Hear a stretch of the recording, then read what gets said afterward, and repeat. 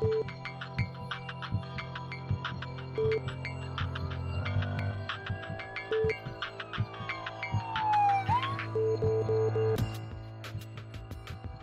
buenas tardes y bienvenidos a su programa Salud TV. Estamos iniciando un nuevo mes, el mes de noviembre.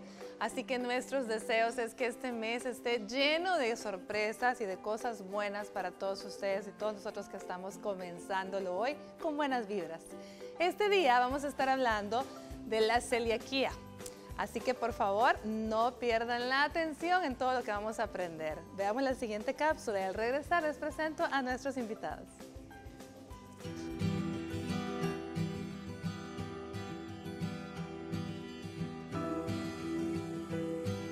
La celiaquía es una enfermedad inmunosistémica mediada y causada por el daño del revestimiento del intestino delgado, provocando que éste no absorba los componentes necesarios de los alimentos. Este daño proviene de una reacción a la ingestión de gluten.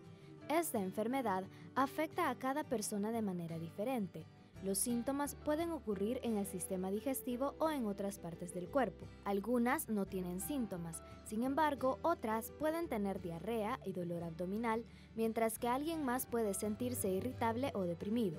La irritabilidad es uno de los síntomas más comunes en los niños. Quienes presentan este padecimiento son más propensos a tener trastornos inmunitarios, artritis reumatoidea, linfoma o cáncer intestinal y padecimientos relacionados a la tiroides. Para conocer más sobre la celiaquía, su diagnóstico, tratamiento y prevención, quédese en sintonía de su programa Salud TV. Nuestro staff de profesionales estará abordando este interesante tema. Acompáñenos.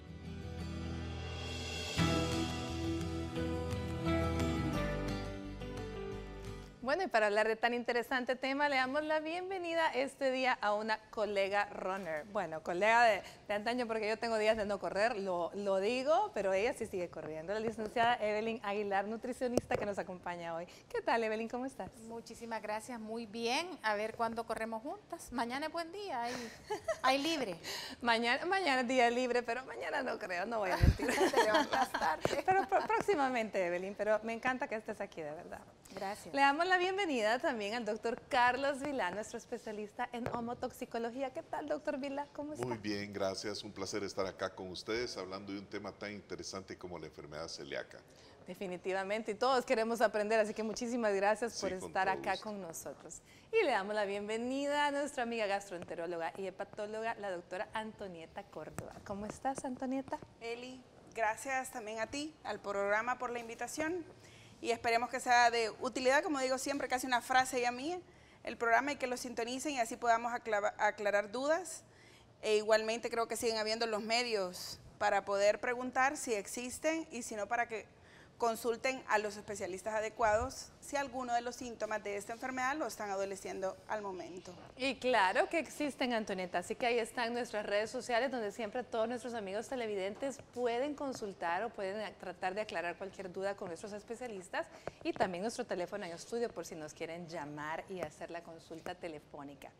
Bueno, ya escuchamos celiaquía, enfermedad celíaca. El día de ayer estuvimos aprendiendo sobre la enfermedad de Crohn con los invitados. Y de hecho él les preguntaba, bueno, pero esto con los síntomas tan bizarros, tan poco específicos, ¿qué tanto se puede parecer? Pero a ver, explícame tú, Antonieta, la experta. A ver, hablemos qué es la enfermedad celíaca y cuál es la diferencia más grande entre una y otra. Si hablamos de síntomas bizarros, realmente hasta el 50% de los pacientes pueden cumplir todos los criterios dentro de la clasificación para el síndrome de intestino irritable, que es lo que ustedes conocen como una colitis. Por lo tanto, sigue siendo también una de estas enfermedades con síntomas muy bizarros, pero que existe una diferenciación muy importante que va a ir por parte del médico, el poder interrogar e igualmente que usted sepa manifestar cuáles son los síntomas que está adoleciendo. Esta enfermedad es una enfermedad autoinmune, o sea, un desorden de nuestro sistema inmunológico que afecta principalmente nuestro intestino delgado. ¿Por qué? Porque existe una sensibilización al gluten. ¿Qué es el gluten? El famoso gluten que ahora vemos en galletas, en latas, en medicamentos y decimos la palabra que hemos leído que dicen gluten free o libre de gluten. ¿En dónde encontramos el gluten? Principalmente en el trigo, en la cebada, en el centeno, y hay ahí una disputa en si se encuentra o no en la avena, y esto depende mucho de la calidad de la avena y también de la preparación con que ésta se envase. Ahora, no está dentro de estos 3 componentes a los cuales el paciente está sensibilizado y contienen gluten. ¿Qué me va a producir? Me va a producir aquellos síntomas, producto o más bien secundario a una mala absorción intestinal por una atrofia de las vellosidades del intestino. Esto prácticamente es lo que define lo que es una enfermedad celíaca, ¿verdad? Y de igual manera, hay estadísticas a nivel mundial, sin embargo, a nivel de El Salvador, como muchas otras enfermedades, no podría yo, ya que tú querías que yo hablara un poco de la frecuencia acá en El Salvador, no podría establecerte sobre la enfermedad celíaca puntualmente, pero sí algo importante para que se haga una idea del paciente, no es muy frecuente, incluso la literatura lo describe, es mucho más frecuente en países de la Europa occidental, se describen más o menos que de cada 150.000 hay uno, que es más frecuente en las mujeres, que pueden adolecerla a los adultos mayores a 60 años en casi el 25%, y que también se adolece desde la infancia hasta la edad adulta, siendo el pico máximo los 45 años de edad. Muy bien, entonces ya tenemos un poco de factores epidemiológicos. Doctor, hablando de síntomas bizarros, ¿qué tantos síntomas o qué es lo más frecuente que se presenta en los pacientes con enfermedad celíaca? Es súper interesante realmente la enfermedad celíaca. Perdón, doctora Córdoba, pero fíjense que el 50% de los pacientes que nosotros vemos son enfermedad celíaca, el 50%. Tengo 20 años de estar viendo enfermedad celíaca porque casualmente la conocí en Buenos Aires, usted ya estuvo allá. Es una ciudad linda y ahí tuvimos la oportunidad de estar tratando muchos pacientes con enfermedad celíaca. Ellos estaban súper organizados con asociaciones y todo desde hace ya 30, 40 años, nosotros no. Cuando vine de allá, de esas conferencias de terapia celular, empecé a revisar y me pareció interesantísimo que el 50% de toda la consulta era por problemas de intolerancia al gluten. Nosotros vemos ciertamente el problema de la intolerancia al gluten es un problema intestinal, sin embargo, no solamente se refleja ahí, sino que se refleja a nivel de cualquier parte del organismo. Es una enfermedad inmunológica, por lo tanto es como que usted coma un veneno y ese veneno va a producir algún tipo de reacción en alguna parte del cuerpo. Puede ser en el sistema nervioso central, puede referirse como una cefalea, puede ser como una esclerosis múltiple, puede ser como una distrofia muscular, puede ser como una infección de vías urinarias, puede ser como una enterocolitis, un problema muscular, un problema de personalidad también, puede ser el autismo, puede relacionarse también con enfermedad celíaca. Crecimiento, mal crecimiento en los niños, problemas de osteoporosis en las mujeres o problemas de menopausia, problemas de dolores de espalda, problemas de hernias discales pueden estar causados por una disminución de la producción, de la absorción de calcio a nivel de los huesos por un trastorno tiroideo causado por la enfermedad celíaca. O sea, cuando vemos la enfermedad celíaca no es solamente un problema intestinal, sino que es un problema general, es un problema global del cuerpo. Y es un problema tan grande que si bien es cierto que aquí no tenemos ninguna estadística, es interesante que el año pasado estuve en un congreso acá en El Salvador de gluten, que vino gente de varias partes, y decía el gastroenterólogo precisamente que no le habían dado la importancia porque la literatura precisamente no existía en el país ni en los países centroamericanos. Pero somos tan globales en El Salvador que tenemos gente que viene de tantas partes del mundo acá, que ya las mezclas nacionales, o sea, la genética de nuestro país ya no es la misma que hace 50 años, ya no es pura. Ya no somos guanacos puros. No, para nada. Entonces la enfermedad celíaca, si bien es cierto que se supone que no la vamos a encontrar en nuestra raza, sí está y bastante. Entonces, yo digo que si usted tiene una enfermedad cualquiera que sea, múltiples afectaciones, múltiples síntomas, siempre piense en hacerse los exámenes para celíacos. O sea, usted puede ir a cualquier laboratorio y pedir el test para enfermedad celíaca, vale $180, ¿verdad? Pero con eso, pues por lo menos ya usted puede descartar o no una enfermedad celíaca genética. Genética. Que hay que diferenciar entre lo que es alergia y una intolerancia, pero que al final es lo mismo, porque lo que se trata es que no puede comer gluten. Porque el tratamiento va a ser el mismo. El mismo. Doctora.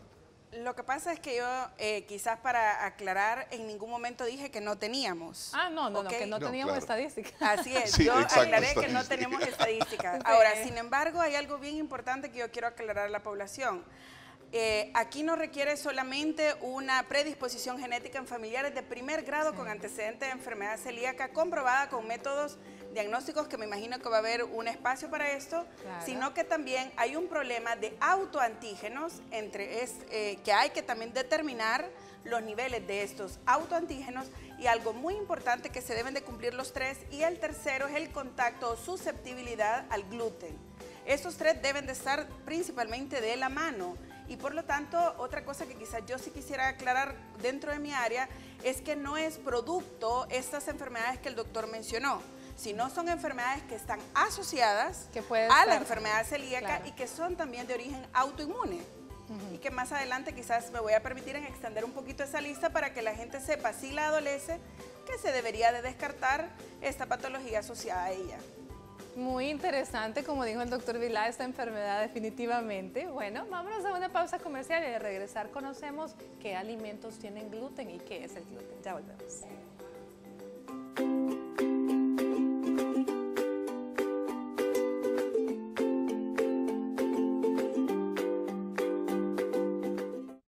Estás viendo Salud TV.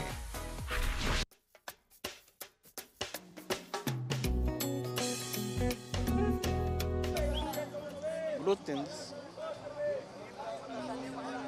Realmente desconozco, nunca he leído realmente al respecto. En sí no sé. Mire que he oído mencionarlo, pero no sé. Es que ni siquiera había oído esa palabra. No sé. ¿No has escuchado hablar? No sé. Pues no le podría contestar porque no tengo conocimiento del gluten.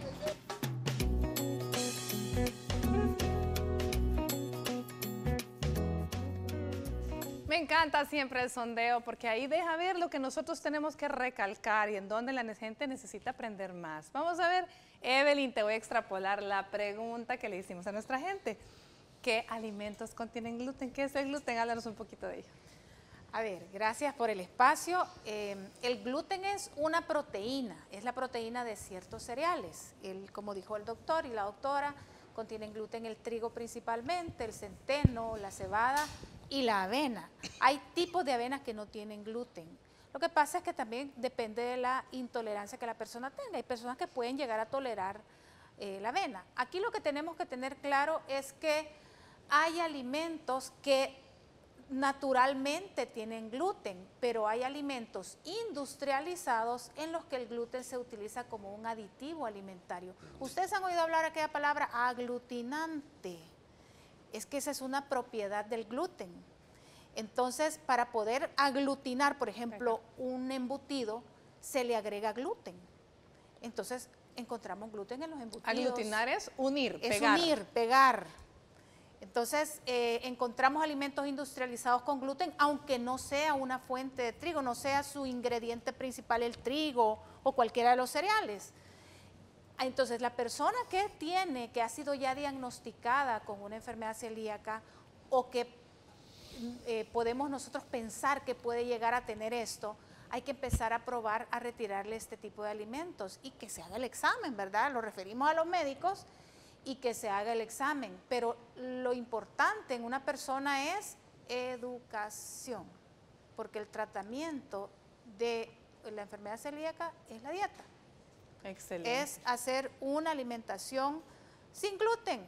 Y esta es una enfermedad que hasta este momento no se conoce cura, pero los síntomas se desaparecen si quita el gluten de su dieta. Entonces el tratamiento es la dieta. Ahora, si hay alguna otra patología asociada como las que enlistó el doctor, pues el tratamiento será hacia esa patología, ¿verdad? Pero la enfermedad celíaca o la intolerancia al gluten la vamos a controlar quitando el gluten de la dieta.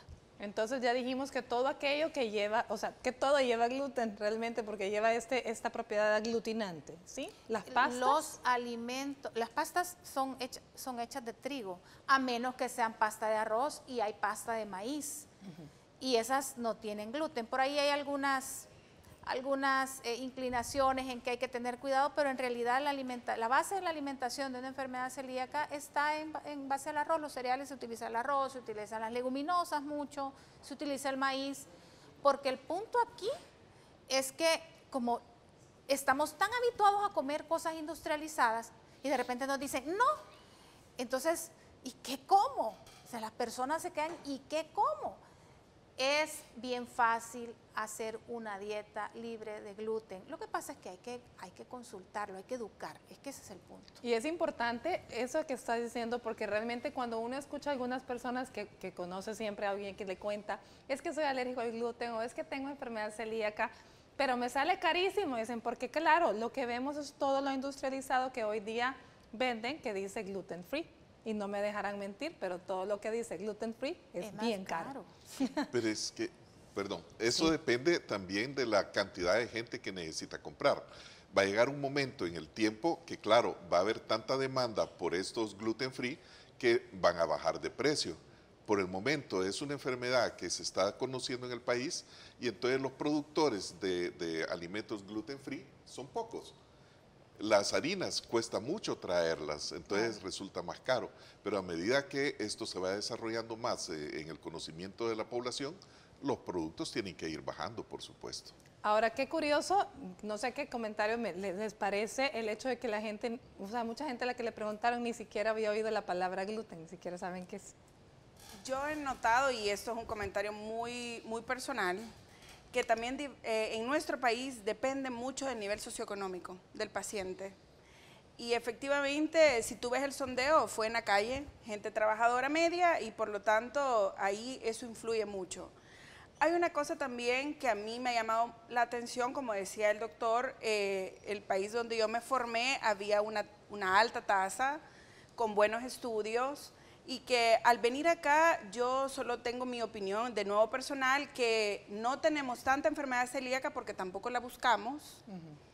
Y la otra que también a mí me parece que al igual que la intolerancia a la lactosa, hay un subregistro en ambos sentidos, o un sobreregistro por el hecho de que no se le hace al paciente los estudios adecuados a través de biopsia y a través de estudios serológicos, o sea, pruebas en sangre para medición de estos autoantígenos, y al paciente solo se le dice, saque el gluten, usted tiene intolerancia al gluten, y no es así.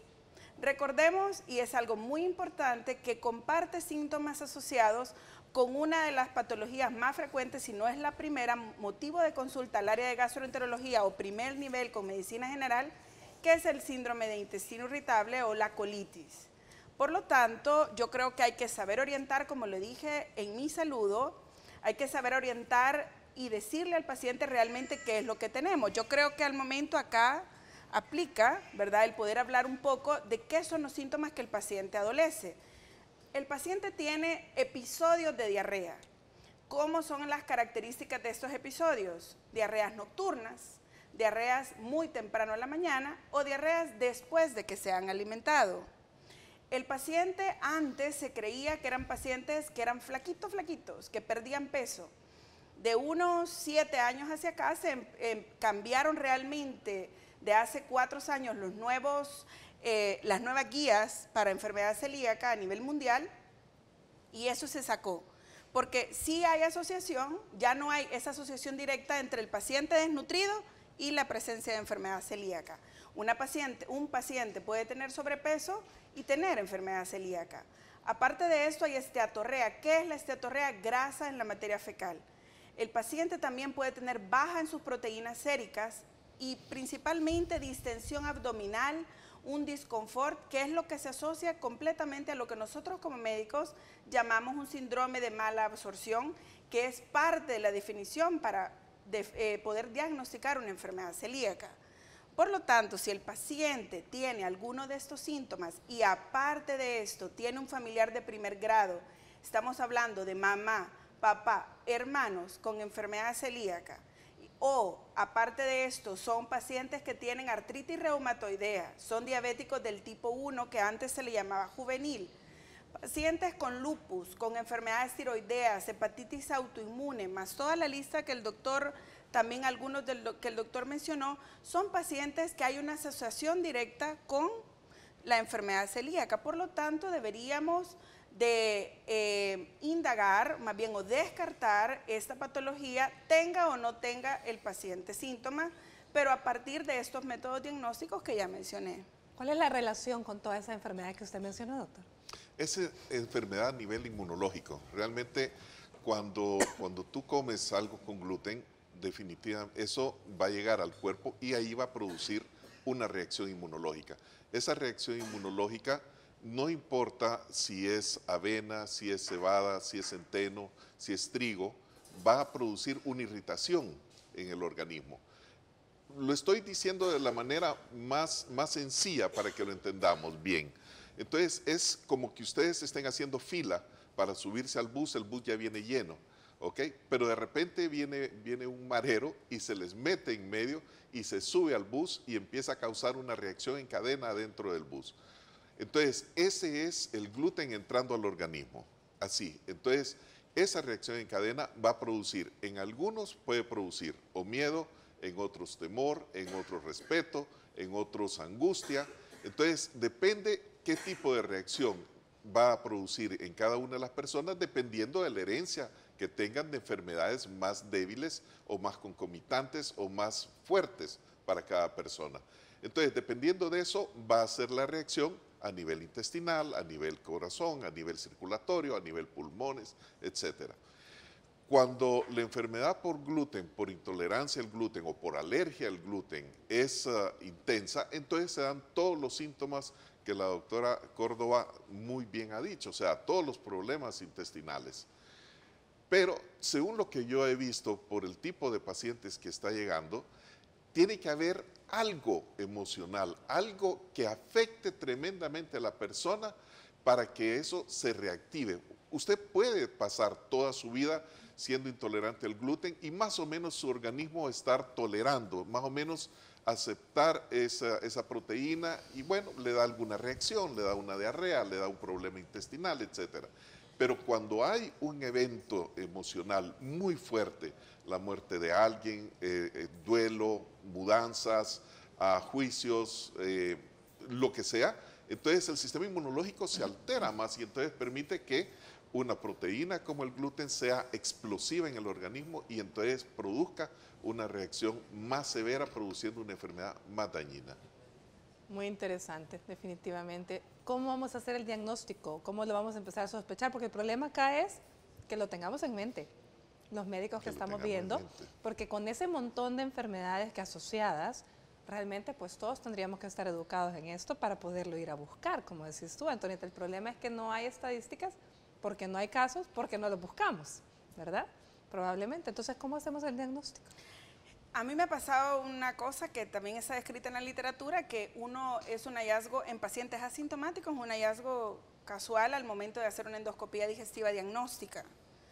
Y a mí me ha pasado puntualmente a la fecha mucho más en mujeres, como está descrito. Ahorita creo que solo tengo un hombre que al momento de hacer la endoscopía vi varios de los cambios a nivel del intestino delgado. Básicamente uno los ve en la primera y segunda porción del duodeno.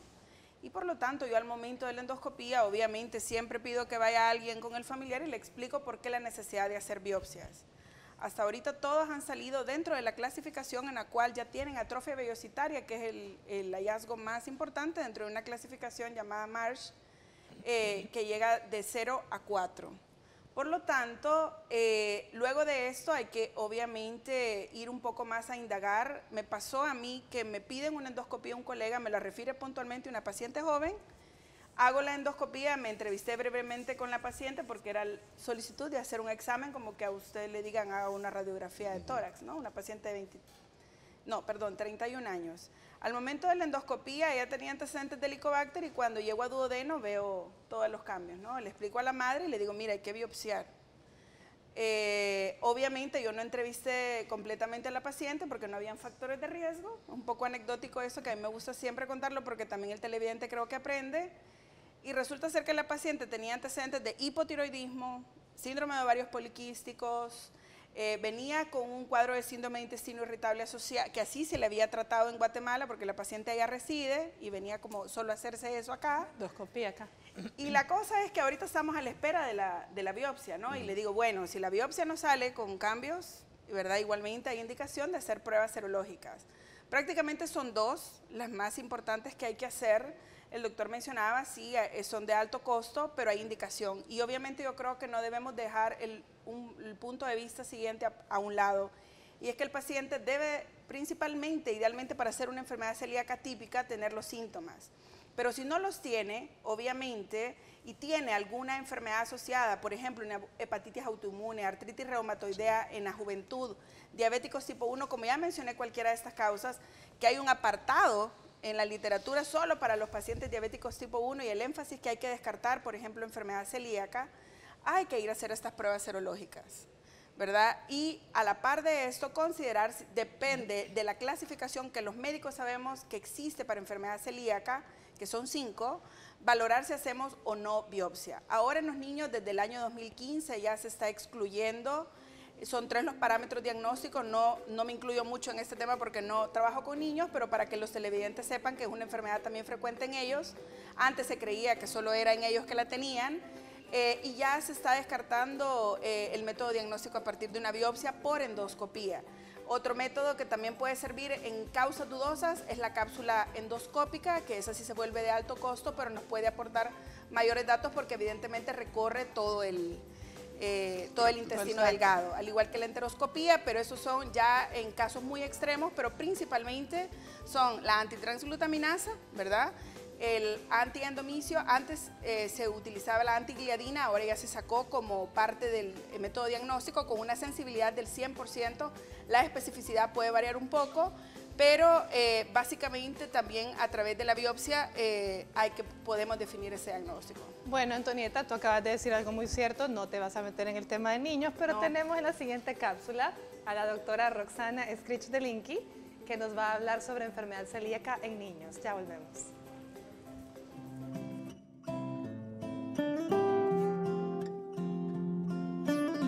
Hola amigos de Salud TV, soy Roxana Scrich-Delinky, tu pediatra. Hoy estaremos hablando sobre enfermedad celíaca en niños.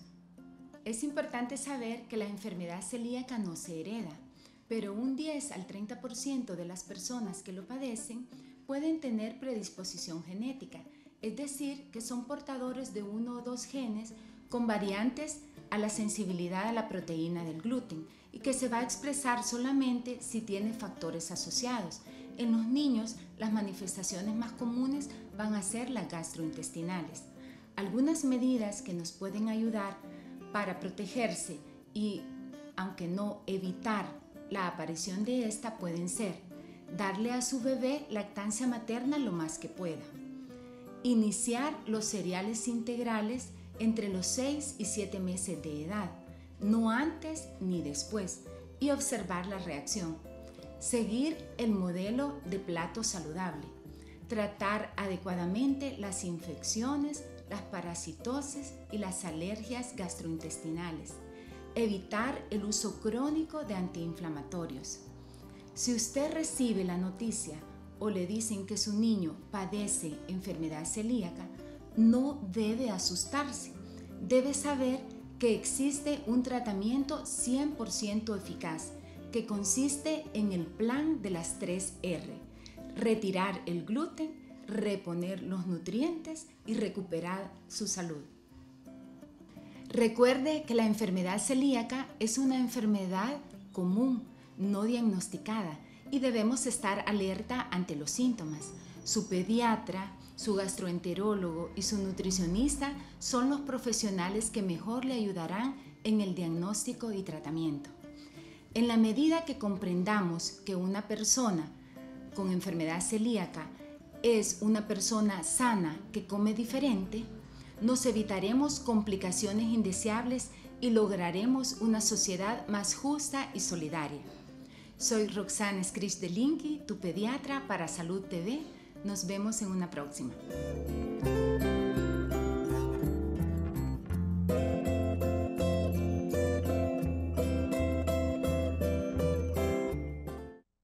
Estás viendo Salud TV.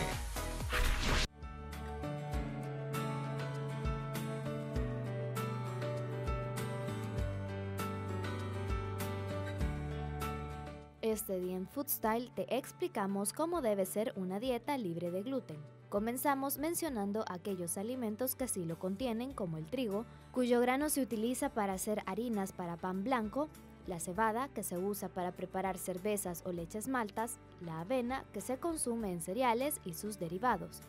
Estos pueden reemplazarse por arroz, papas, yuca y maíz, que poseen los mismos nutrientes. También puedes cambiar frutas y verduras enlatadas por unas frescas. Las primeras contienen otros ingredientes o preservantes que presentan residuos de gluten. Finalmente, recuerda que si tienes duda al consumir un alimento y si es o no libre de gluten, no lo comas y consulta con un profesional.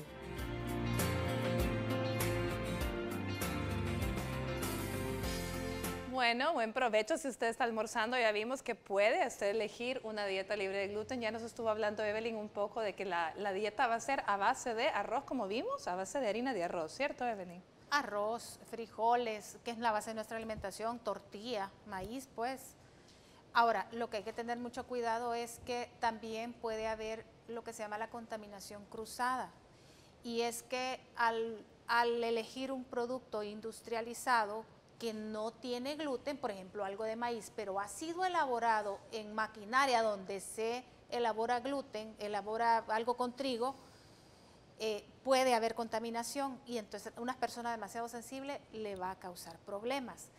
Me contaba un paciente hace unos años que un día él estaba muy bien, ¿verdad? Muy controlado y comió tortillas. Él comía tortilla y buscaba tortilla de maíz molido en el molino, ¿verdad? O tortilla salvadoreña, claro. Tortilla india. En comal. En comal.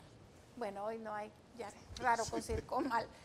Pero le dio diarrea después de almorzar, o sea, su síntoma era la diarrea. Y cuando empezó a investigar, resulta que habían puesto las tortillas en la misma manta que pusieron el pan en la mañana, en el desayuno que comió el resto de la familia. Entonces, él tuvo esa reacción. Entonces, hay demasiada sensibilidad. Entonces, hay que tener en cuenta esto. Y una persona que tiene diagnosticado, ya conoce, tiene estos síntomas, hasta ese punto tiene que llegar. El problema aquí es que si no sabes qué comer, si no encontraste, si son muy caros los productos sin gluten, podemos conseguirlos de otra manera. Es que entramos en un problema de malnutrición, entramos en un problema de un mal aporte de energía al cuerpo, porque también tenemos afección a nivel de absorción. Entonces, si no pasamos ese proceso de reajuste, de regeneración de la mucosa, estamos constantemente metiendo el irritante, ¿verdad? El gluten, la persona va a empezar a malabsorber, el síndrome de malabsorción, y entran los problemas de malnutrición. Y entonces vienen las enfermedades. Yo he visto mucho esto, no mucho pues, pero lo he visto en atletas. Yo trabajo mucho con atletas. Ahorita estoy tratando 2 niños que son atletas dentro de sus categorías en deportes diferentes, y ya tienen ese diagnóstico, uno de ellos desde bebé. Y la característica, o sea, ¿qué es lo que hacemos con un niño? Le monitoreamos su crecimiento y desarrollo, o sea, es asegurar el aporte de energía para que haya energía para todo lo que gasta en la cancha y para su crecimiento y desarrollo.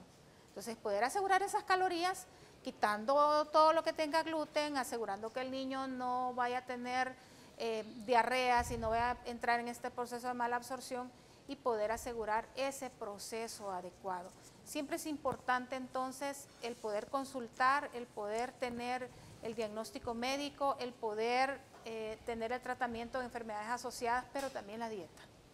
¿verdad? La dieta entonces es la clave, viene siendo, pero hablemos un poco más de esos criterios diagnósticos que tú dijiste. Por favor, hablemos. El primer criterio diagnóstico mencionado en recorte, que era hereditario, ¿sí? ¿O cómo era? Lo que pasa es que requiere una predisposición genética en familiares de primer grado, como ya los mencioné. Ahora, hablando puntualmente, algo que quiero ahondar, aprovechando, perdón, lo que la licenciada decía, es que al paciente hay que cerciorarnos que tenga una dieta completamente libre de gluten, y a veces el paciente cree que va a necesitar comerse, para hablar en términos salvadoreños, una cora de pan francés para que pueda desencadenar los síntomas, y a veces, como bien decía la licenciada, como eso se trata de una sensibilidad al gluten, con solo el hecho de partir con el mismo cuchillo en la misma tabla o plato un pedazo de pan sin gluten y el otro que tenga, ya se contaminó. Es lo que ella mencionó. Exactamente. Ahora, quizás para información de la población, sí hay lugares, yo conozco un par donde se elabora todo libre de gluten, desde galletitas, pasta, pasteles, pan, todo libre de gluten, en precios bastante accesibles, y obviamente hay también alimentos industrializados que encontramos en los supermercados que a mí me parece que son los de mayor costo. Ahora, esto es lo que tenemos que hacer también al paciente.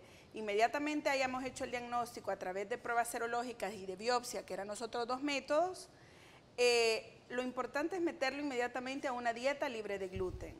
El paciente debe de tener el aporte de ciertos nutrientes como es la vitamina B12, calcio, vitamina D y hierro.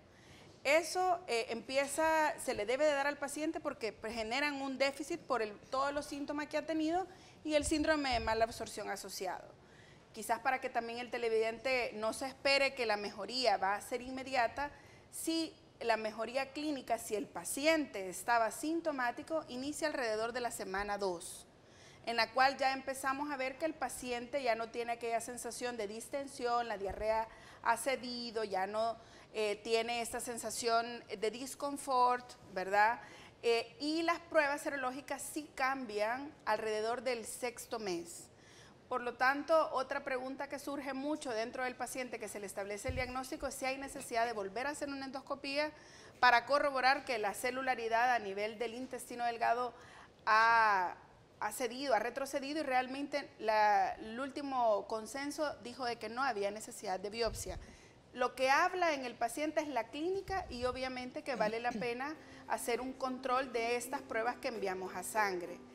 El paciente también se le debe sugerir, por más que todo en nuestro medio, que no es un tema, ya lo vimos en la entrevista, el sondeo, hay grupos de apoyo muy pequeños, pero hay. Acá se está intentando empezar a poder difuminar toda esta información, y obviamente aquellos que ya están con el diagnóstico se han empezado a reunir. Y obviamente también algo que uno como gastroenterólogo debe de trabajar de la mano con nutricionistas que estén como la licenciada, ¿verdad?, preparados para el manejo de este paciente, y si no, con nutriólogos, ¿verdad?, que son médicos especializados en la nutrición para el apoyo y mejor información del paciente, porque este es el pilar fundamental y es la alimentación libre de gluten. Excelente. Bueno, vámonos a un corte comercial. Al regresar vamos a estar respondiendo unas preguntas que tenemos en Facebook y vamos a continuar hablando más de este interesante tema. Ya volvemos.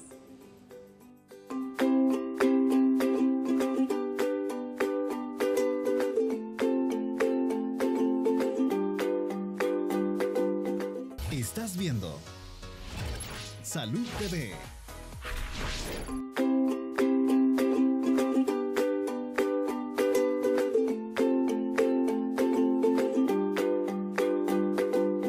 Continuamos con nuestro programa. Estamos hablando este día de celiaquía o enfermedad celíaca, la alergia al gluten, como usted quiera de ahora conocerla.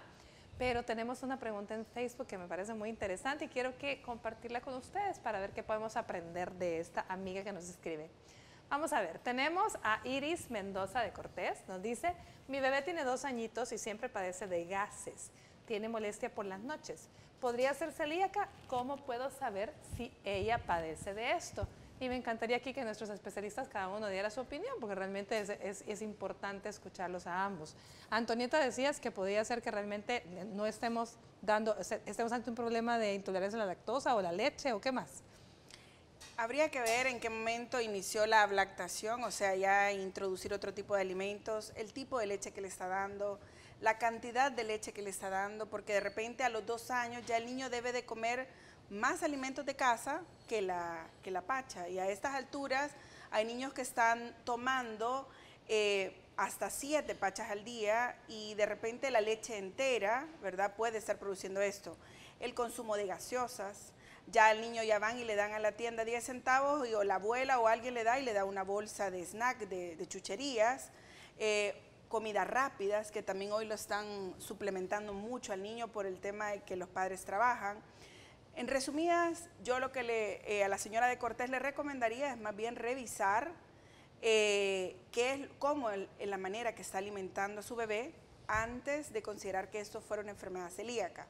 Ordenar los tiempos de comida en el cual el niño desayune, almuerce y cene y tenga meriendas o refrigerios en medio de cada tiempo de comida y todo sea comida saludable. Hay que sacar las frituras, hay que sacar todo lo que contenga gas, bebidas gasificadas, desde agua mineral a cualquier tipo de gaseosa, cero comida chatarra, ¿verdad? O aquella comida rica en grasas o condimentos, al igual que ciertos alimentos que también puede producir en una de esas dentro de los vegetales que usted lo puede considerar sano, brócoli, coliflor, coles, frijoles enteros, el elote también producen mucho gas, el exceso de la leche.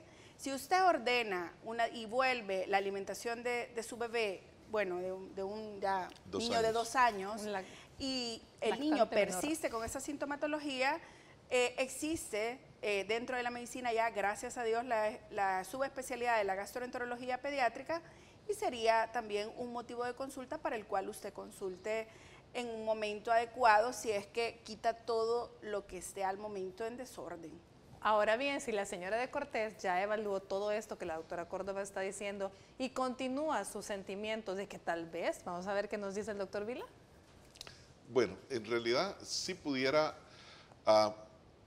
poniendo en perspectiva, o sea, la dieta que la doctora Córdoba está diciendo está perfecto y definitivamente usted tiene que tener mucha atención con los lácteos. Lo primero es quitar los lácteos, pasar a una leche de soya o a una leche de almendra. Pero cuando hablamos de lácteos estamos hablando de yogurt, de quesos, de cuajada, de requesón, estamos hablando de paletas también, paletas de leche, sorbetes de leche, o sea, todo lo lácteo. Y todo aquello que se cocina con crema. Y todo aquello que se cocine con crema y que traiga crema, incluyendo las galletitas que tienen crema. Entonces, todo eso se lo tiene que quitar para que usted definitivamente pueda decir, ok, no son los lácteos si todavía persiste en esta niña de 2 años el problema. Pero eso por lo menos tiene que quitárselo durante 1 mes a 2 meses, ¿ok? Si todavía le persisten los gases y ya le quitó todos los alimentos, verduras que producen gases, entonces usted quite simplemente los alimentos que contienen trigo o los alimentos que contienen avena, ¿ok? No nos vamos a meter directamente en ser tan específicos en ver las lecturas de los alimentos. Vamos por parte, o sea, quitemos todo lo que sea trigo, o sea, pan dulce, pan de caja, pan francés, pan integral, porque mucha gente tiene la impresión de que si es pan integral no tiene gluten. Es todo lo contrario, tiene más gluten precisamente porque está entero. Entonces ahí quitaríamos eso. Si le disminuyen los gases al haber quitado el pan y la avena y la cebada, ok, entonces sí usted tiene que buscar a un gastropediatra o al doctor Vilá para hacerle los exámenes pertinentes, ok, ¿verdad? Pero sí, vamos por parte, primero los lácteos y después quitamos el trigo, la avena. Bueno, señora de Cortés, ahí tiene su respuesta. Entonces, la licenciada quisiera agregarle algún otro consejo a esta madre con bebé de 2 años. A ver, señora de Cortés, si usted ya escuchó todo lo que la consulta con sus médicos, ¿qué es lo que yo haría con su bebé? Hacerle la dieta, hacerle un menú. ¿Qué le va a dar usted en el desayuno el lunes? ¿Qué le va a dar el martes? ¿Qué le va a dar el miércoles? ¿Qué le va a dar a media mañana? ¿Qué le va a dar al almuerzo, media tarde? Ordenarlo. Todos los días, variado, pero sobre todo con balance nutricional. Eso se puede lograr. Así no le dé pan, así no le dé pasta, así no le dé galletas, así no le dé leche, se puede balancear nutricionalmente. Eso es lo que un nutricionista hace en un caso como estos. Muy bien, dime, Antonieta. Y una cosa que ninguno de los tres mencionamos, dele agua. Agua, no refrescos, no gaseosas, no café, no exceso de leche. Todos desde que nacemos necesitamos agua. El aporte de agua cuando el bebé está amamantando va a través de su lactancia materna. Y por lo tanto esto viene también a favorecer mucho el tener una buena digestión. Quizás solo para reforzar algo, y a mí me gusta mucho que el televidente se quede claro con la idea, antes de quitar aquellos, como bien decía el doctor, los alimentos que puedan tener una sobrecarga de gluten, ordene a su hijo en la alimentación. Si usted no puede, porque está a cargo de alguien, entonces hay otras herramientas que podemos utilizar, como es el personal que está capacitado y que trabaja de la mano con nosotros, como es la licenciada, que es especialista en nutrición, para que le elabore un menú. Pero principalmente, antes de caer en esto, hay que revisar los errores que cometemos como padres, que estamos bajo el cuidado de la alimentación del niño, y si nos toca trabajar y lo dejamos en manos de alguien más, pues hay que capacitar a esa persona que lo cuida, dejando en la casa comida saludable y no comida que pasemos trayendo, que pupusas, que tamales, que una empanada, que una hamburguesa, que un pedazo de pizza, que al niño le gusta, Pollito por frito supuesto, preparado ya previamente. que el pollo campero también, una marca se me fue, pero igual, cualquiera de estas cosas, cualquier pollito, ¿verdad? Y ahí hay que hacer el énfasis que también el empanizado es el gluten. Y es grasa, ¿verdad? Que también Entonces, viene a dar, una de las primeras cosas que hay que descartar es que el niño esté consumiendo alimentos ricos en grasa que favorezcan que tenga ya una mala digestión, ¿verdad? Una dispepsia que se manifiesta con exceso de gases y que es a predominio de la noche. Algo también importante, yo creo que estamos aprendiendo todo y el televidente también, no le dé de cenar tan tarde, no lo acueste también inmediatamente haya cenado, que el niño esté despierto, no en un sillón, en una hamaca, en una mecedora, no, sentadito jugando, pero no inmediatamente ir a la cama, porque también la digestión ahí se enlentece y hace una mala digestión, y por eso ahora desde muy pequeñitos ya se enferman de reflujo, de síndrome de intestino irritable y de otras cosas porque no tuvieron un buen cuidado o una buena higiene al momento de alimentarse. Y no estoy hablando solo de lavado de manos, sino que también hay una cosa que interfiere y es cómo se ha creado ahora la contaminación del momento de alimentar a un bebé, que le damos ya el celular, una tablet, el televisor, y el niño no se concentra en lo que está haciendo. Solo mastica y lo hacemos para entretenerlo, que al niño así le gusta, ok, pero no es saludable. Eso es algo que también como padres responsables deberían de evitar para que el niño tenga una alimentación sana. Muy bien.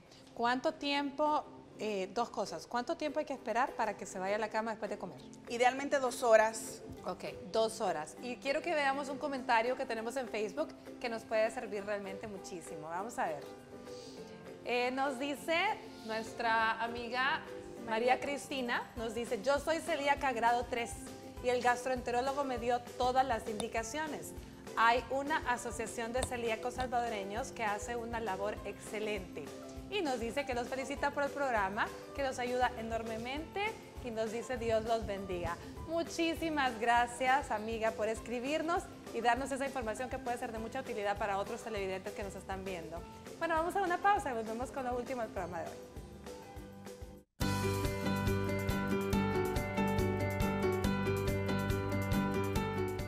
Muy buenas tardes a la audiencia que está pendiente de este lindo programa Salud TV.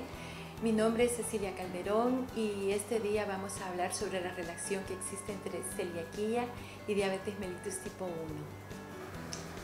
Hoy en día hay evidencia científica que respalda el hecho de que hay una relación existente entre celiaquía y diabetes tipo 1. Ambas entidades comparten un común denominador, que es la respuesta autoinmune. Esta respuesta autoinmune es que se ha encontrado ciertos genes que se relacionan en ambas enfermedades. específicamente en el cromosoma 6. Existen unos alelos, el DQ2 y el DQ8, que están presentes en ambas patologías o en ambas enfermedades, hasta en un 90% en los celíacos y en un 50% en los diabéticos tipo 1. Esto quiere decir que a un jovencito que se le diagnostique diabetes mellitus tipo 1, en los siguientes 2 a 5 años deberíamos de estar pendientes de evaluarlo y de estarle haciendo estudios pertinentes en la búsqueda de si presenta o no sintomatología celíaca, como es distensión abdominal, diarrea, estreñimiento, vómitos, fatiga, caída del cabello o erupciones o malestar general. Por lo tanto, si usted sospecha adolecer de esta condición de salud o presenta cualquiera de los signos o síntomas que acabamos de mencionar, yo le aconsejo que visite a su médico para que le haga los estudios pertinentes. Soy la doctora Cecilia Calderón, endocrinólogo internista para Salud TV.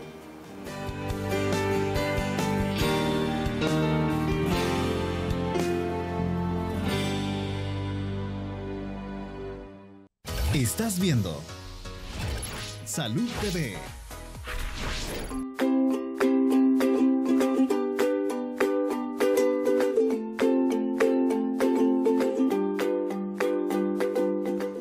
Bueno, gracias por continuar con nosotros. Tenemos una última pregunta que vale la pena definitivamente leerla. Vamos a ver, Ana Margarita Campos Vargas nos dice: me diagnosticaron hace 4 años enfermedad celíaca con un nivel MASH 4 después de hacerme varias endoscopías. Su pregunta es: ¿por qué no me diagnosticaron antes de llegar a este nivel?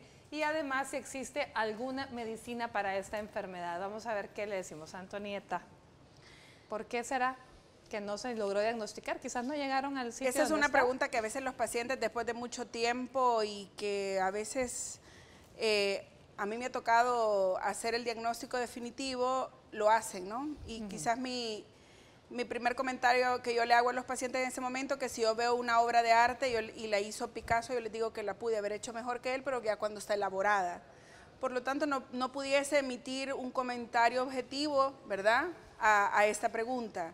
Bueno. Si existe esa pregunta puntualmente, que por qué se esperó tanto tiempo, realmente le puedo decir que mejor consúltelo directamente con el médico que le estableció el diagnóstico o que la vio durante ese periodo de 4 años, para que sea él puntualmente quien le explique cuáles fueron las razones de por qué la tardanza. Una pregunta más sería, la otra pregunta de ella es si existe medicamento para esta enfermedad.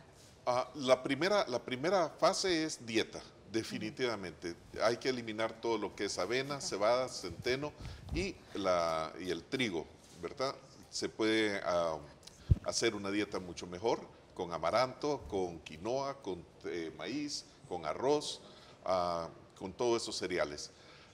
La segunda parte, si hay medicamentos, sí, hay medicamentos tanto químicos como medicamentos naturales. Dentro de mi área, que es la medicina biológica, hay péptidos que son importantes, que sirven para reestructurar la función intestinal, reestructurar la química intestinal. Hay muchos medicamentos homeopáticos y naturales que van a reestructurar otra vez la mucosa intestinal, las vellosidades intestinales, y van a poner en paz al sistema inmunológico. Porque al final lo que tenemos que tratar de hacer que el sistema inmunológico vuelva otra vez a lo normal, para que haya una total salud. Excelente. Entonces, sí, y antes de irme, Antonieta, perdón, ¿qué síntomas debo tener puntuales para, por favor, consultar y pensar en esta enfermedad? ¿Síntoma puntual? ¿Diarrea después de comer? Diarrea episódica. 3 puntos importantes podrían ser nocturna, al nomás usted se despierta, o después de comer. Eso, sensación de distensión del abdomen, ¿verdad? Que vea a través de un examen general de heces o se logre ver en la materia fecal directamente la presencia de grasas.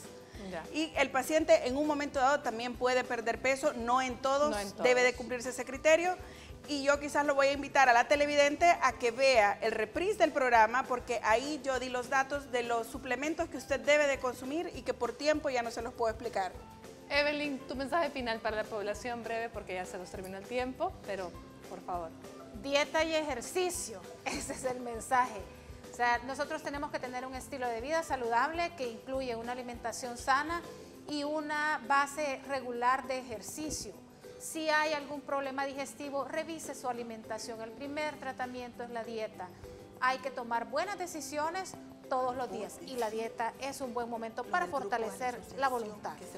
Muchísimas gracias, de verdad, ha sido un gustazo tenerlo, me encantó este programa, por favor véanlo nuevamente el fin de semana para que aprendan tanto como hemos aprendido acá. Recuerden, hay una asociación de celíacos, pueden buscarla para aquellos que tengan más interés en saber más todavía de esto. Gracias, doctor Vilá, gracias, Evelyn, un placer tenerte, Antonieta, como siempre. Gracias a ustedes. El día de mañana, miastenia gravis, así que nos vemos mañana. Por hoy que tengan una linda tarde y que Dios me los bendiga.